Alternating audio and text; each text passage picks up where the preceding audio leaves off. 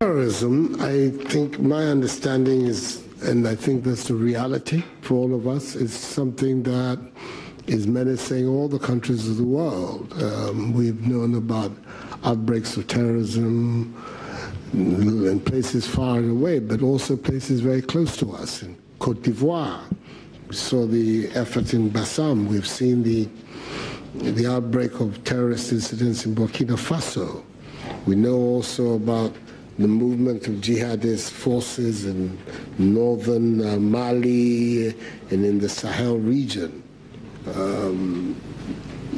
Ghana, in principle, cannot be exempt as a potential target.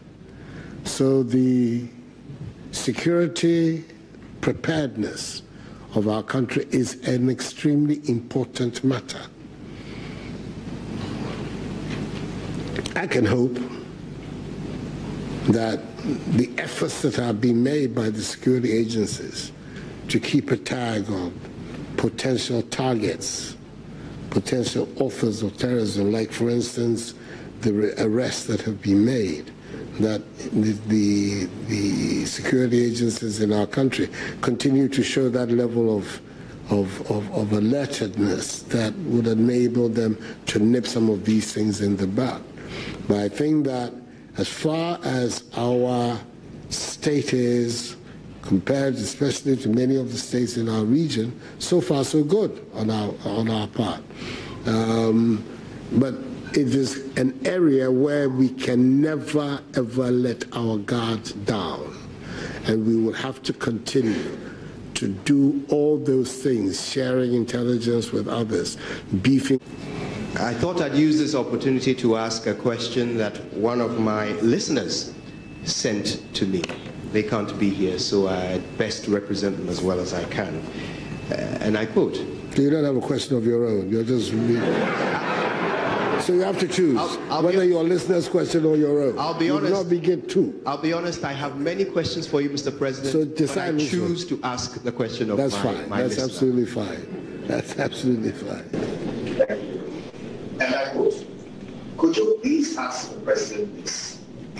When he formed his government, he said he needed 110 ministers to run the country. 1 year on, does he still think 110 is the magic number? Or is he finally ready to trim the fat? That's from Joe Bono of Nsaba. Then also, do you have the courage to move for change within FA leadership in the face of gross mismanagement of the national team and the Ghana Premier League? Are you satisfied with the output of your sports minister after 1 year, Mr. President? More fire. Mr. President, my question is, something unprecedented happened in Ghana here. That is during your first year. That is the coming in of visitors, mostly presidents. Classical example was the Emir of Qatar, President Macron, and all those people coming in. In your view, Mr. President, what do you think accounted for their interest in coming into Ghana, especially in your first year?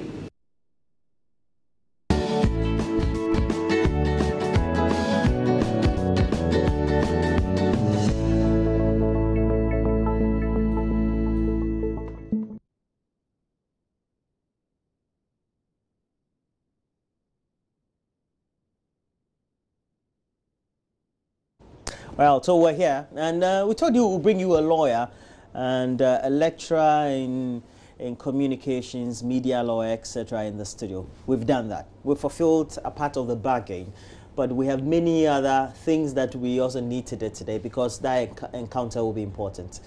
Isokojo in that encounter there, his own question. He said that it's for, we know Kojo.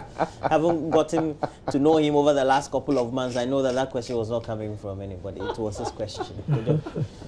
I reject that allegation strongly. It will stick.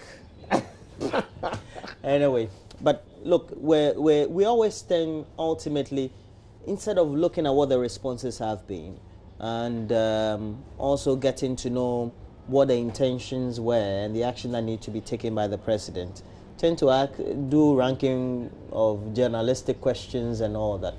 because all the things that were spoken over the period, ministers, whether there were many or not, Songo asked a question, and now seem to have now corroborated the concerns that Songo seemed to have had. Ultimately, where we are. But we have our guest here. Indeed, indeed. And it's nice to see you. Privileged to be here. Thank you. We're also privileged to have you. Privileged to be here. I got to know from Kojo that you're one of the foremost anti-corruption crusaders. Alongside him. Yeah. I tell the two of you, you can't change Ghana. But you have been playing your part as well. Yeah, parts. Yeah, you've been playing. Greater part is a limitation. We can't. Don't say I've lost hope in Ghana. No, we don't have to. We have to let's comment. But you know, I don't know whether you will agree, but it does appear as if the exercise of ranking the journalists has taken some prominence when it comes to the president's Meet the Press events. The idea of a Meet the Press is really for Ghanaians to have some extra accountability. The president is a busy man. We don't get the opportunity to sit with him and talk to him every day. So on rare occasions when he meets the press, we want to take the advantage and ask about things that we haven't yet heard him speak of, and so forth, and call for some accountability on some of the things he may have done or said but not been questioned on. I get that it's important for us to always be assessing the quality of work that journalists are doing, but do you see a bit of overshadowing there? Are we now focusing a lot more on how well the journalists performed rather than what we learned from the president? Yeah, I mean, that is a very important observation that you made.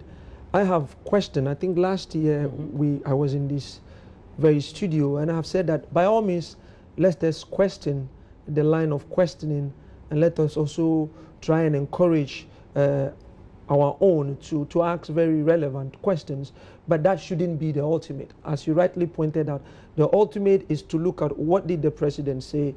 Out of what he said, what can we take him on, and has he really accounted to the good people of Ghana? But I suppose what those who do the scoring are trying to do is to say to the media, you are the eyes and ears of the people, and so you are the one to hold the president accountable for the people, because everybody cannot be there.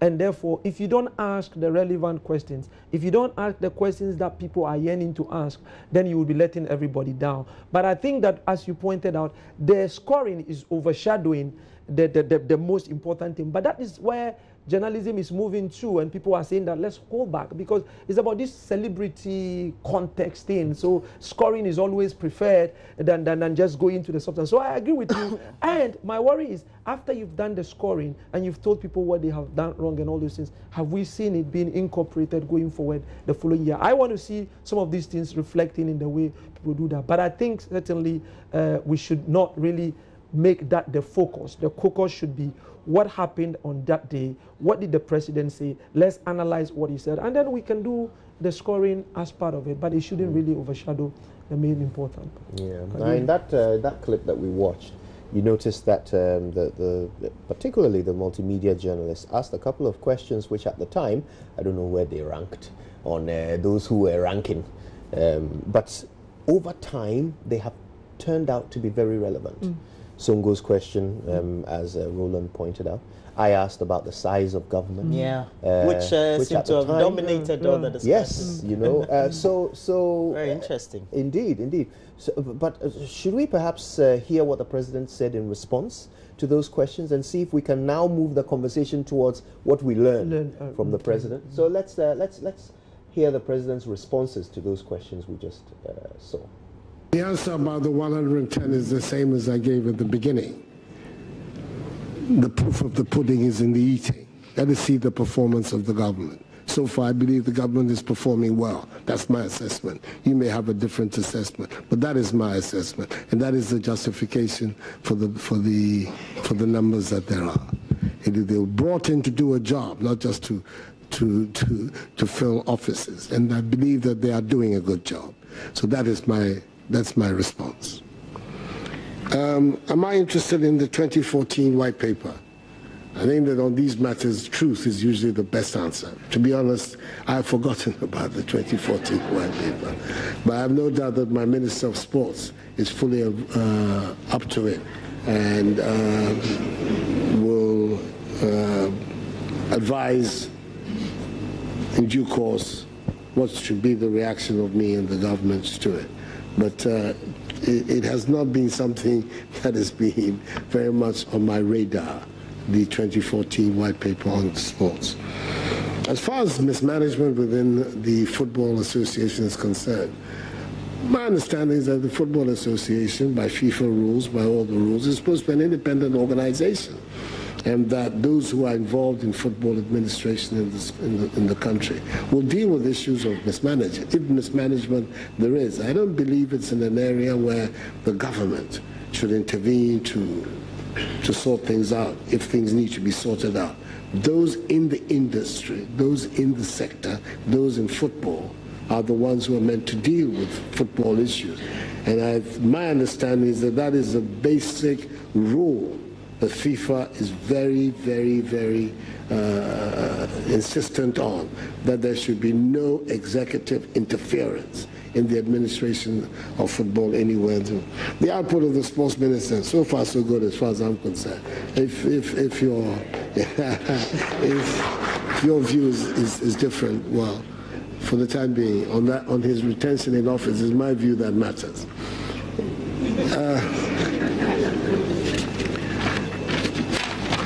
I think that the international standing status of Ghana, which is drawn on so many people here in this last year, I see it as a reflection of two things.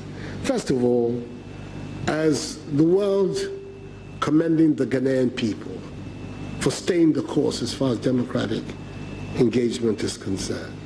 That election after election, we're able to go through the process and find peaceful ways of resolving if there are any disputes, and go through the process in a peaceful and acceptable manner.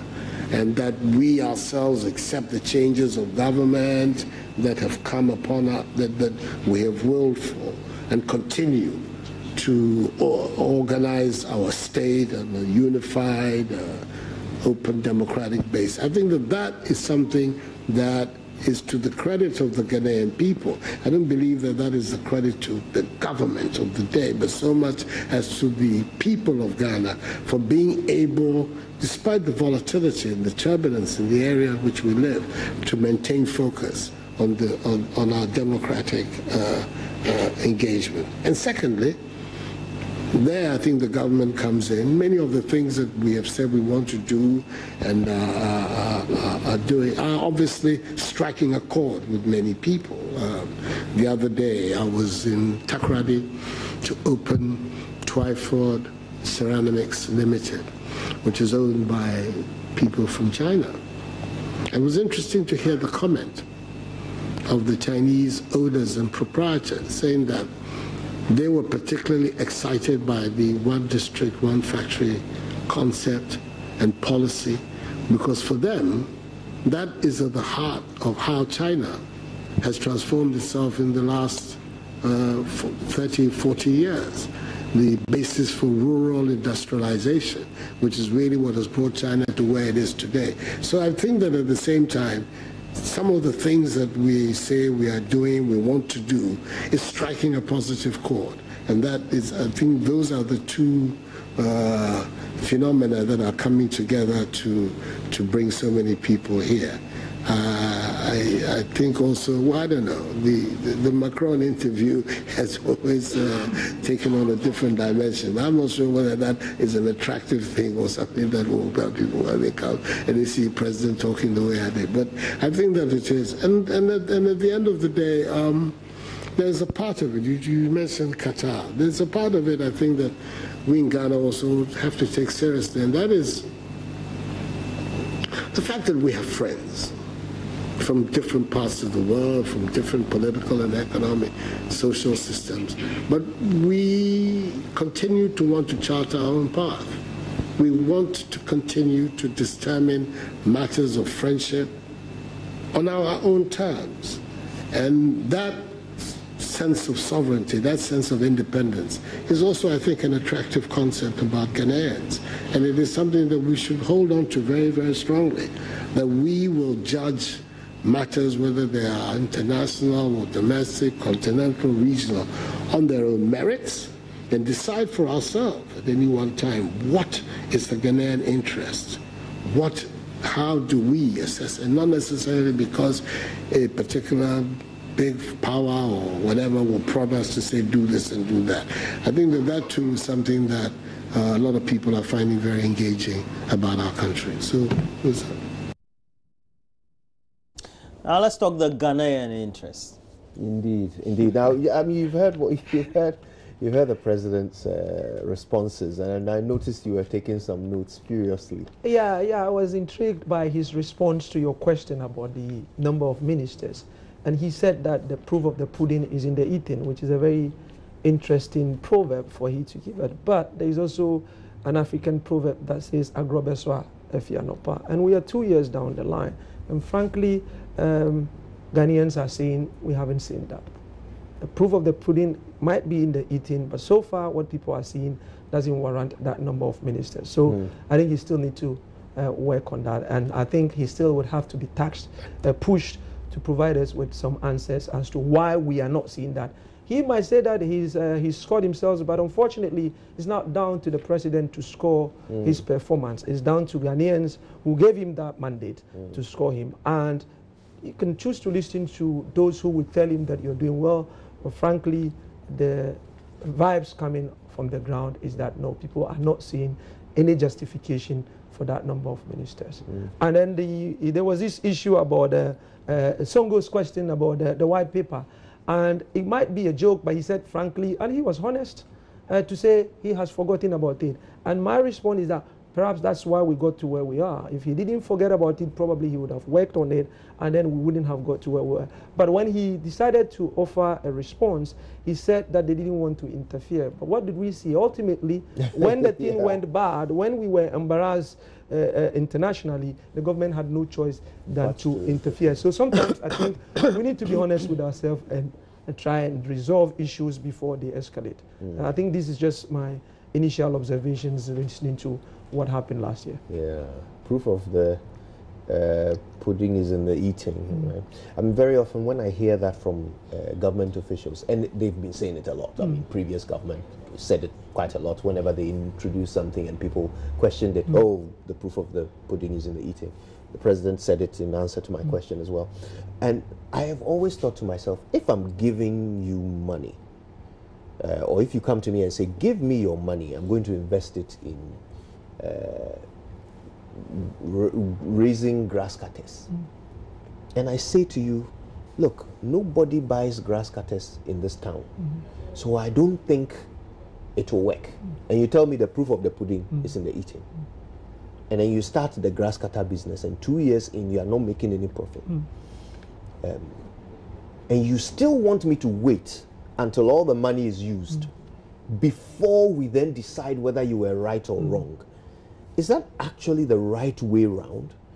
And because it's you know, this analogy, if you apply it to the idea of appointing 110 and then later making 111 ministers, that is an expenditure of resources, of time, of effort. And you are saying that we should wait until it's too late before we determine whether you made a right choice or not. I mean, I wonder, you guys have also been in the same country. I don't live here alone. How do you guys feel about it? Whether or not even that call on the people of Ghana to wait until the end before we decide whether they made a good choice or not, whether that is fair. Yeah, but Roland, and you see, the point is that, fine, you said people should wait. People have reluctantly decided to wait. But 2 years is waiting more than enough, especially when you look at the antecedents of what happens in our governance system. After the first 2 years, the third year, going to the fourth year, absolutely nothing is going to happen. Now, as we're going into the third year, they're going into the election gear and all those things. And now politicians will now have to think about, how do I go back to the people and make sure I am returned back to power? And so now the things that really ought to be done would not necessarily be going the way they go. So for me, the 2 years, it's more than sufficient for us to see something happening. And as you said, why do we have to wait until after things have gone wrong? Then we come back and say, oh, you shouldn't have done ABC, we told you so. And then they will say, well, we are sorry. We're sorry, and who bears the consequences ultimately? It's the Ghanaians who gave you the mandate that bears the consequences. I think that we have to get to that stage where we need to look at what people are complaining about. Has he got married? Has he got substance? If he's got married and he's got substance, let's forget about, yes, I mean, we know that there is a lot of political patronage and all those things, so people will have to be provided with opportunities and jobs and all those things. But there are so many other ways that people can actually give back to society. There's so many other ways that people can be recognized for what they've done for their political party. We don't necessarily have to create political ministerial positions for people. And for me, I think that I am not impressed. I haven't seen the need for the maintaining of that number of ministers. So far, I haven't seen that, and I don't think anything is going to change. Can you point to any minister who you think is not performing? Well, you see, earlier on when I told you that I'm getting a little bit worried about the celebrity thing, because as soon as we start going into the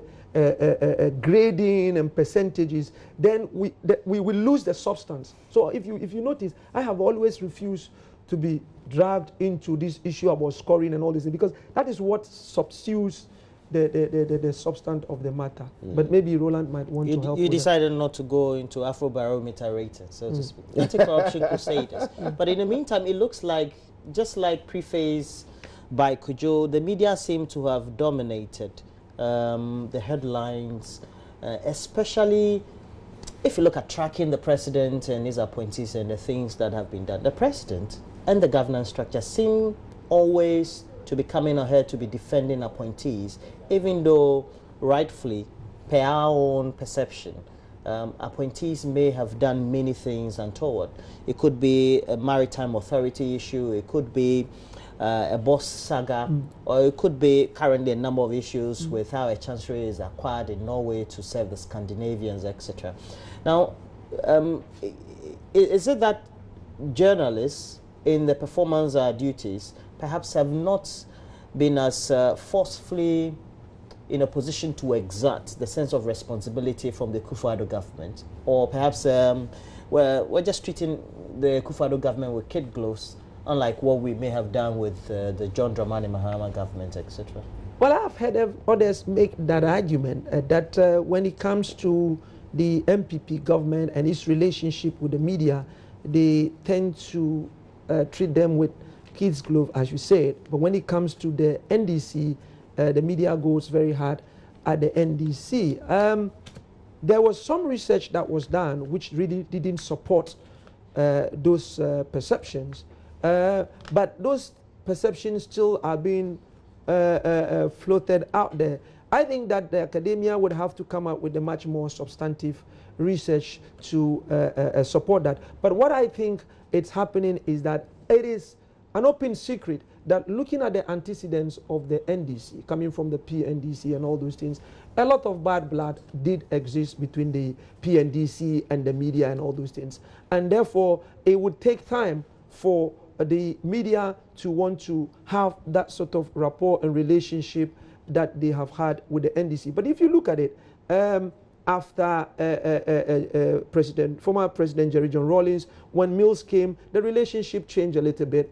When President John Mahama came, his media persona and all those things also changed the affairs. But unfortunately, you do have some semblances of what the media were uncomfortable with in the PNDC era, because you had some people within the NDC who were exhibiting those sort of tendencies, because the media is human And therefore, if you are seen to be antagonistic towards them, and you're seen to be very, very hostile towards one of their own, it is just natural that they would. It's just that they cannot boycott you because they need what you do there. It's news. News is a value, and news is a commodity for them. So they would have to engage with you. But if they have to engage with you, and they have to set the agenda or do the framing, they would do it in a way that would not be pleasant to you. It may be unconscious, it may be conscious, but I haven't seen any substantive research that supports this argument. There may be some anecdotal evidence to that effect, but there isn't any research for that. And I think that is a challenge to us in the academia to take it up and lead those sort of discourse with, by coming out with some substantive research to support and enhance the discourse. Roland, you've been in this industry for a very long time. You probably get more of a physical experience of what Lawyer Tanko is describing. Yeah. The history is clear. It was people like President Akuffo-Addo, back then Nana Akuffo-Addo, who led the fights to eliminate things like criminal libel and the right to proper free speech. Indeed, press freedom. So in the minds of the media, they connect their own freedom, their own empowerment to individuals like President Akuffo-Addo and the NPP. They consider themselves to have come from underdog status together.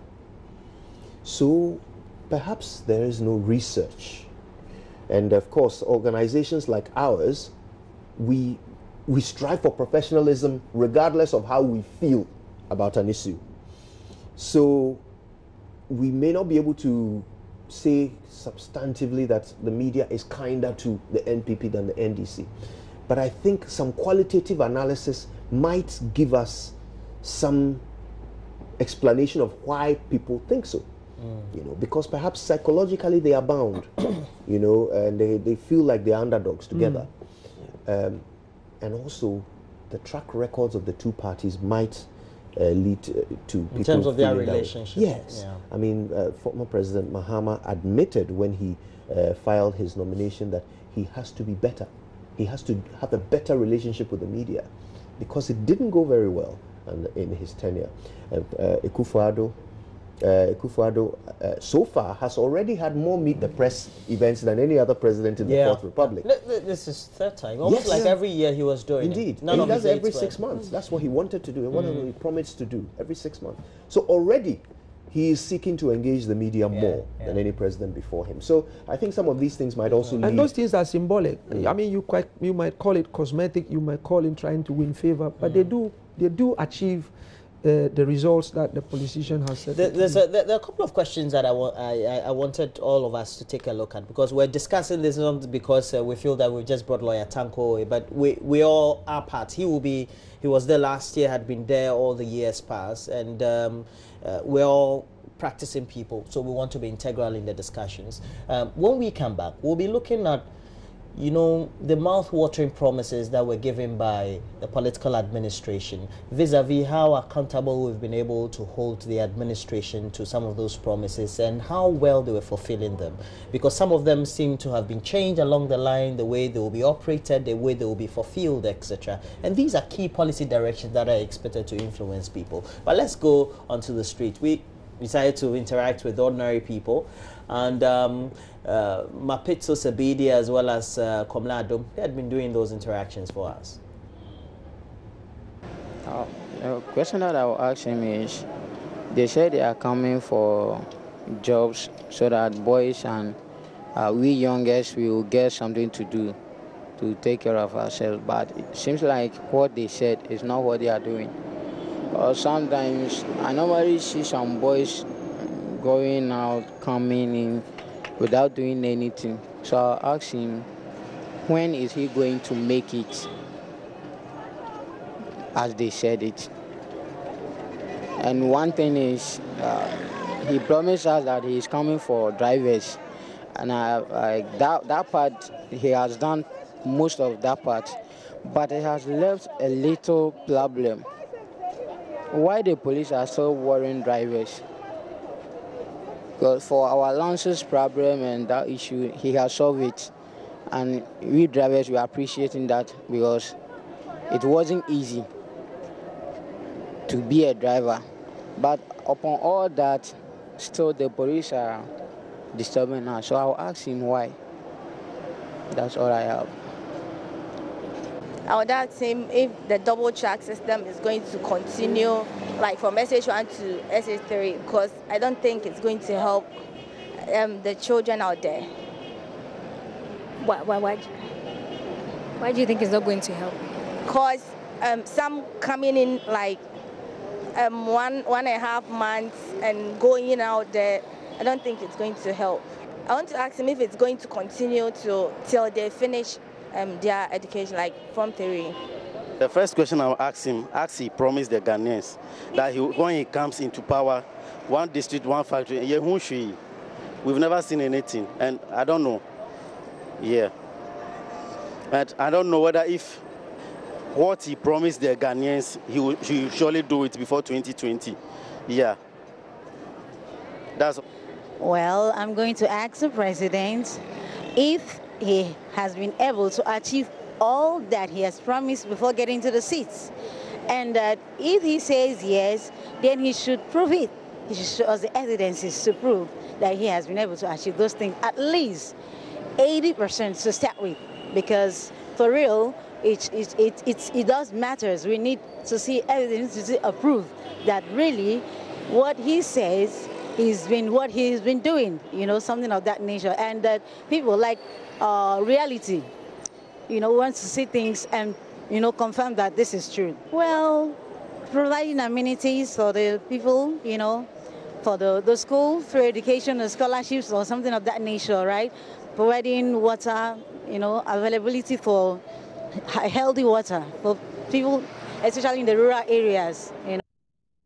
Yeah, but those are the things. People want the things to be done for them quickly. And over the period, we've seen people protest over roads, basic things, and they feel that if you don't do it for them, they won't vote.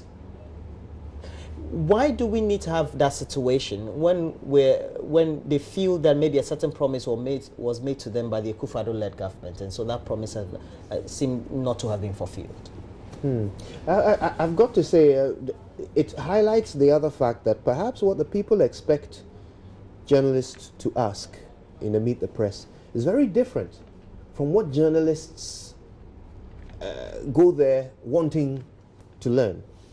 And for people, it will always be the bread and butter issues. Why is my road not fixed? Why am I having to pay when I already have health insurance? Why is my child, going through the double track system? Or why is my child's school charging these fees when it's supposed to be free? These are the things that the bread and butter issues that the man on the street wants to know about.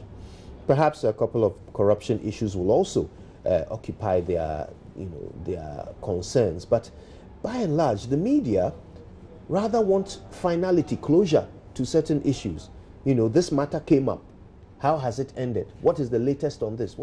So I don't know whether perhaps there is a sort of slight misalignment sometimes between what the media instinctively want to ask and what the man on the street wants to ask. But as for the bread and butter issues, like you said, will always be dominating.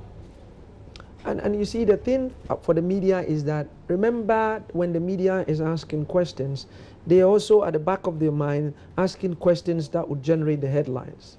And so the news value is very, very, very key.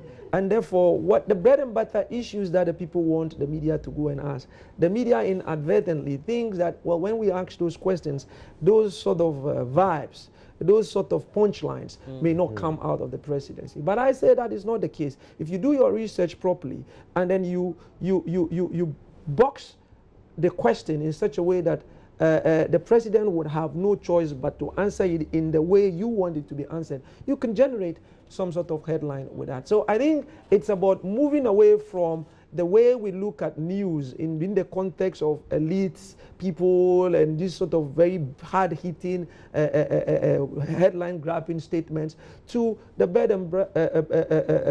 better issues. Because if we don't do that, we are letting the people down. because we were not given that privilege to go to the Flagstaff House because we are more intelligent than anybody else in Ghana. We were given that privilege because we serve as the eyes and ears of the public. And therefore, if what we go there to do does not reflect what the people expect us to do, then we are letting them down. And that is why sometimes the people are now throwing their hands in despair and think, well, if the politician is failing us and the other fourth estate of the realm, as we call, is also failing us, what else can we do? We want to take the law into our own hands. But certainly that's not the way to go, because that has never solved problems. But it appears that is the language the politicians want to be hearing, and they are quick to try and fix the situation when people go down that route, which is also very dangerous. But we, the media, have a responsibility to actually come in between the politicians and then the, if you like, the Mobrawa people to avoid this situation, because it is not going to be pleasant. Yeah.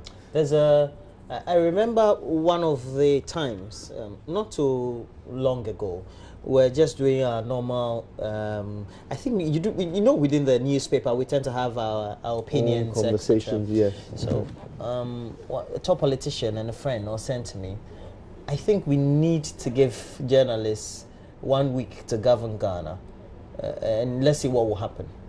Is it we ask too many questions, or these days the media seem to have arrogated onto itself some sense of self responsibility or umbrella surveillance? It's interesting, you know, because somebody, another politician, I was having some discussion with him, and he says, what gets at him is that when anybody else speaks, it is treated with skepticism and some disdain, but it is only the media that has to validate what you say for it to be acceptable. And he's getting so pissed off and really angry about that situation. But you see, it is the nature of them. Who else is going to ask those questions? The media is not supposed to be asking political actors pleasant questions. No, we are supposed to be asking them the very uncomfortable questions. They put themselves forward, and we give them that responsibility. It's the mandate. That mandate was given to them within a context. And so, but people cannot go about asking those questions. Frankly, it's just because we have a very weak system where you look at the people's representative. Everybody is supposed to have a representative, and they're supposed to be having some very efficient and effective surgery, having regular contact with your constituents and all those things, so that they will be giving you regular feedback for that to reflect in what you do in parliament and all those things. But that is not happening. It is not happening because there are a number of reasons why it's not happening. Part of it is that some of the parliamentarians don't understand what their mandate is. They're going into areas they are not supposed to go into, and those who genuinely want to have an engagement with the people, they are being put off, because the more you open yourself up to talk to the people, the more your packet would be hit very hard, because then the people would be asking you things that, and you don't have it and all this. So people now have to, so it's a very difficult, and the only people who can bridge that gap is the media, because the media has a responsibility to educate and inform. And now we can do that even more, because you see, now we have the situation of this citizen journalism. So everybody is calling him or herself a media. Everybody basically is doing the work of the media. It's just the professionalism that probably separates us from those who, when they see something on the streets, the next thing is on Facebook and all those things. So the dynamics has changed. The politician has to come to terms with that. We would continue to put the pressure on. It's not going to subside. If anything, I thought we have to gotten any of those messages that they said, oh, we heard you said this. Yes, all the time, all the time. And then sometimes you have to keep recollecting, what really did I say? Did I really say that? But you know, it happens under every government. But you know what? I think we need to bring our audience into this conversation. So listen, call us, okay? 0302-211-691 or 692. 0302-211-691 or 692. If you have a question for the president, we'd love to hear it. If you have a thought on how these Meet the Press events go, how the media performs, all of it, we'd love to hear your thoughts on that. But you know, there's a question that you asked about whether the media ask too many questions.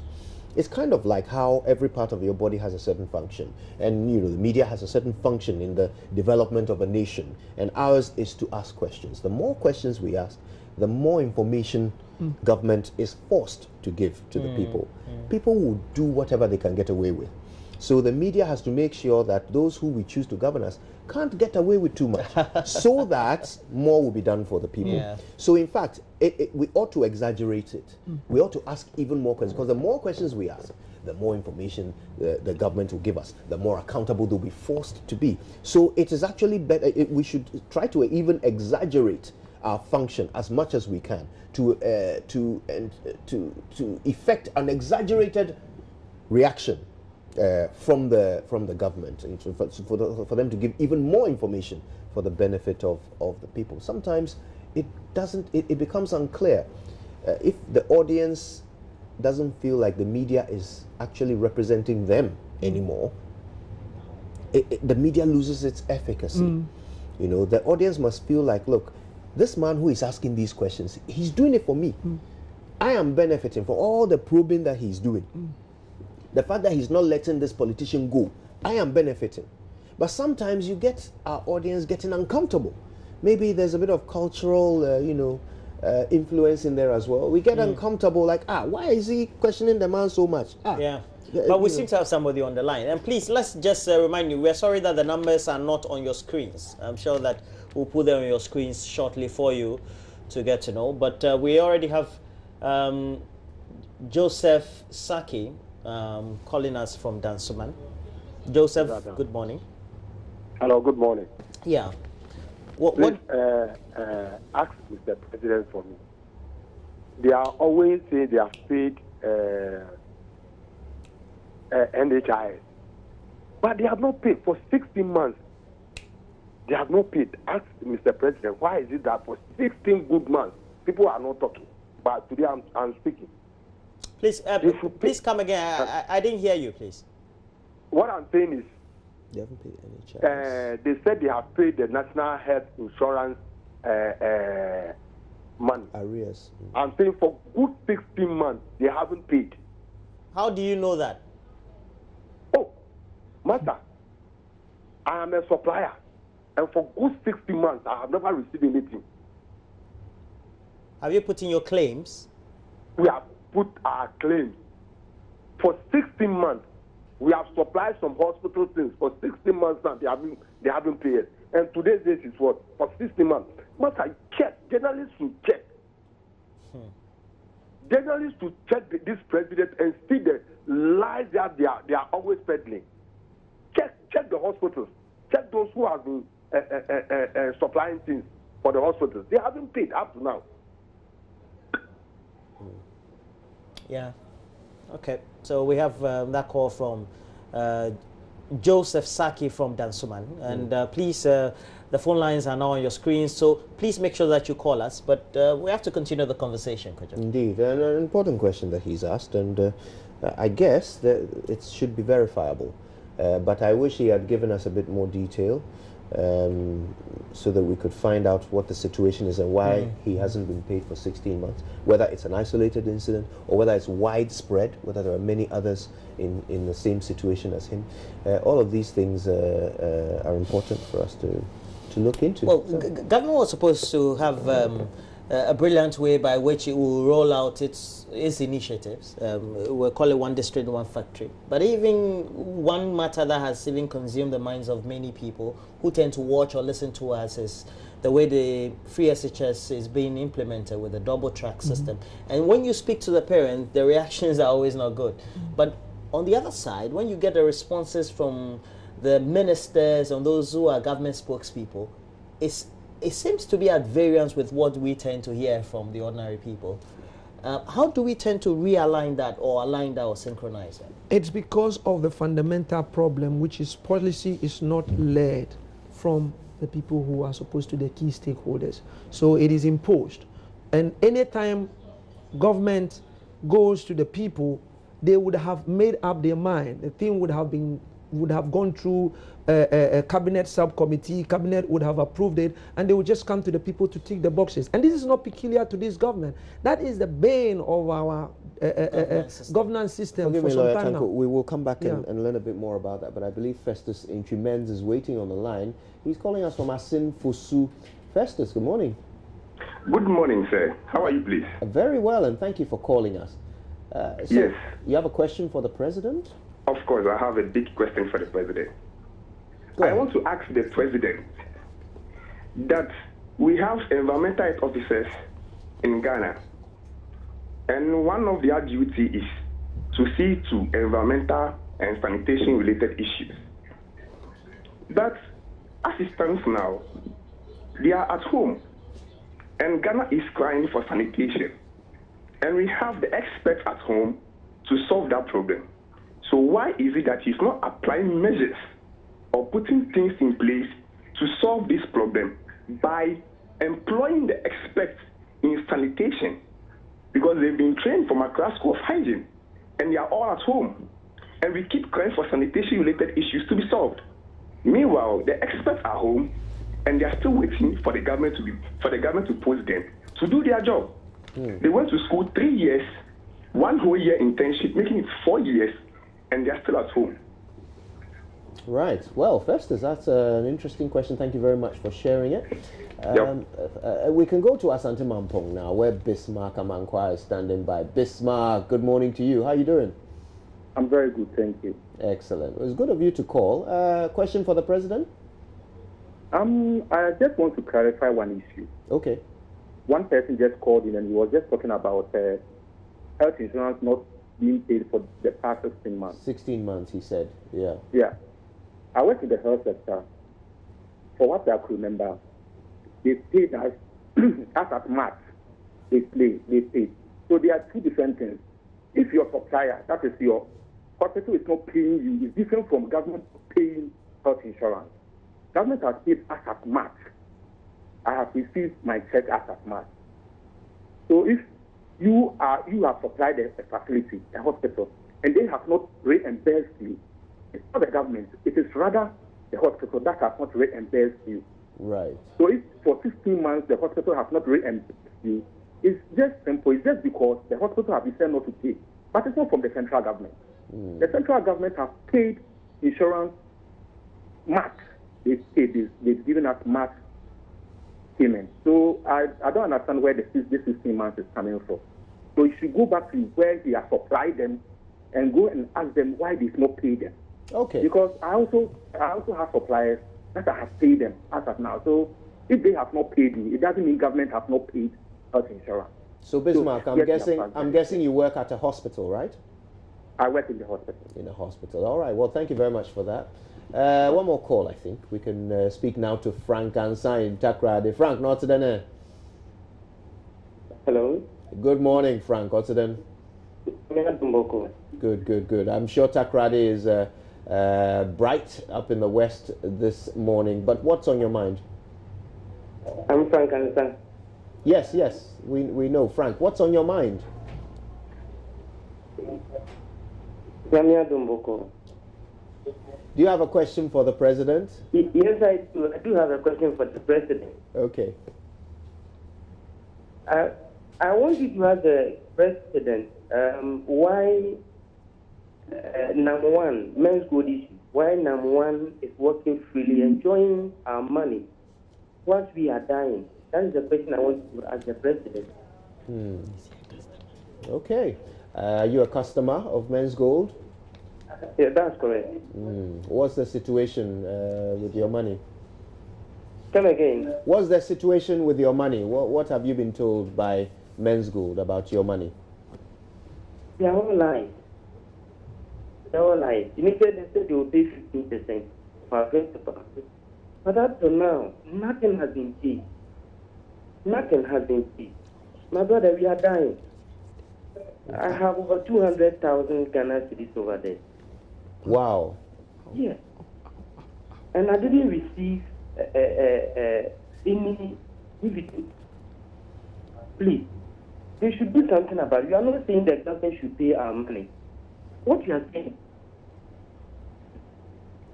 you shouldn't allow the person who was operating illegally to enjoy people's money.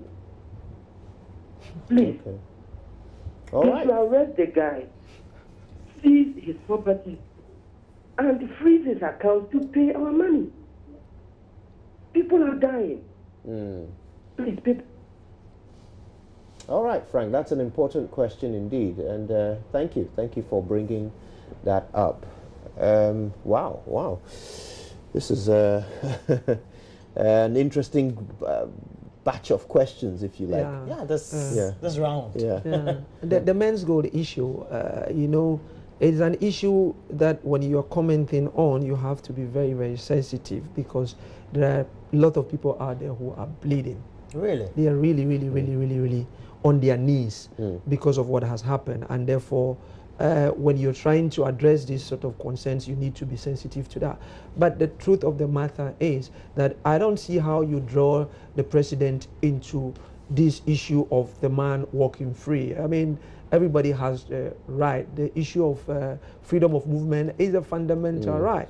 If you think that the man has done anything illegal, anything that borders on criminality, you have to go and complain. The police is there, you go and complain to the police would then have to investigate, and if they think that there is sufficient evidence to want to, take the matter to court, then that's a different matter. But even when he goes to court, if he's arrested, he's entitled to bail. People have to understand that, we live in a democratic system.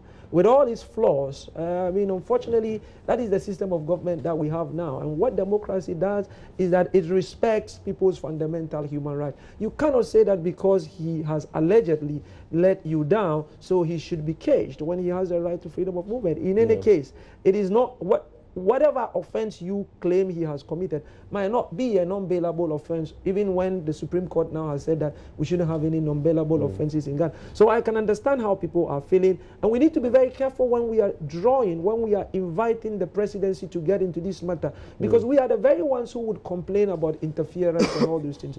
So I think that the president may have a role to play when it comes to that, and he would have questions to answer because of the oversight responsibility that, if you like, the Bank of Ghana had to provide and all those things. So we need to ask those questions. How did we get there? Looking at the antecedent, we had the pyrams and all those things. So why did we allow this to continue? And that is where I think that the president may have to be asked those questions for him to answer. But in terms of whether the person is arrested, whether his assets would be confiscated and all those things, I don't think that is down to the president to decide. There is due process. Let everybody who has an issue go through those due processes and let the law take its course. And obviously we will be experiencing the latest Meet the Press session at 5 p.m. today. It will be live right here on the JoyNews channel, so stay exactly where you are. We'll ask questions on your behalf, as we always do. But thank you so much for joining us. I'm most grateful. Thank you so much for the opportunity. Yes, indeed. You guys are big men. Oh, no lie.